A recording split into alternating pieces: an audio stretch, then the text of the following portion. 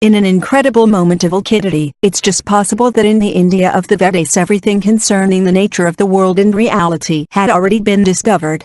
Consequently, everything said since then is but a commentary on the wisdom contained within those sacred texts. Does this hypothesis seem extravagant? In 1896, actress Sarah Bernhardt starred in a play called Israel. In the words of one attendee, it was a French reading of the life of the Buddha. Roughly speaking, the play was developed around a courtesan, Israel, who attempted to seduce the Buddha while he meditated at the foot of the legendary fig tree where he achieved enlightenment. The Buddha took advantage of Israel's advances to preach about the world's vanity. The play was one of the many Western expressions of interest in the doctrines of the East and specifically for the Vedanta, one of the 6 Hindu schools of philosophy based on the Vedas. At least that's how Swami Vivekananda understood it. One night in February of the same year he went to see a performance of Israel. Vivekananda was already a yogi recognized for his knowledge of the sacred texts and especially for his having been the favorite student of Sri Ramakrishna Paramahamsa, one of the 19th century's most remarkable yogis. Ramakrishna had several mystical experiences and was considered an incarnation of the Supreme Brahman. Within this context, Vivekananda was a decisive link between his teacher and the West. Although he'd been born and trained in Calcutta, since his youth, his knowledge of Western culture was as vast as his interest in Vedantic doctrine.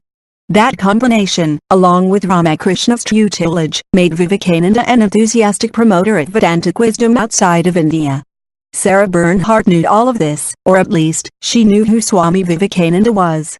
On seeing him among the audience in the theater that night, she immediately arranged a meeting with him at the end of the performance. Everything seemed to happen by chance. But sometimes, coincidences themselves are suspended within the universe, and for just a moment, they altogether cease to exist. The meeting after the play was also to include Nikola Tesla. At 39 years old, he'd already invented the AC motor and developed and patented other electrical inventions, and thus received the income necessary to found the Nikola Tesla Company. At this extremely fertile time in his own life, Tesla was excited not only by what he'd achieved but by the new fields of research that his own discoveries had opened up. During the evening, Vivekananda and Tesla met and began to speak. To the surprise of both of them, the conversation turned to topics of mutual interest. For Vivekananda, because they covered the very substance of life, and for Tesla, because he unexpectedly found inspiration and confirmation of some of the ideas he could then only barely perceive. Among other things, Vivekananda and Tesla discussed the notions of prana, akasha, and kalpas, 3 elementary concepts of the Vedantic doctrine. Respectively, these can be understood as vital energy, the ether, and the idea of the N. Prana might be understood as a unit of energy, akasha as matter, and kalpas as time. According to Vivekananda, on the very night, Tesla assured him that ideas of such a long tradition in Hinduism could find an echo in modern Western science. On the other hand, Tesla considered himself capable of mathematically demonstrating that force and material could both be expressed in terms of energy. This notion is, in turn, very close to Hindu religious thought. In that case, Swami Vivekananda later wrote in a letter outlining the meeting, the Vedantic cosmology will be placed on the surest of foundations. This was also the beginning of the friendship between the yogi and the inventor.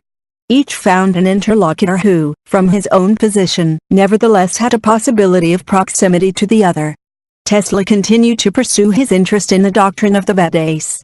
Some years later, he didn't hesitate to use some of its terms, precisely the ideas of prana and akasha, to describe the physical phenomena he'd been researching.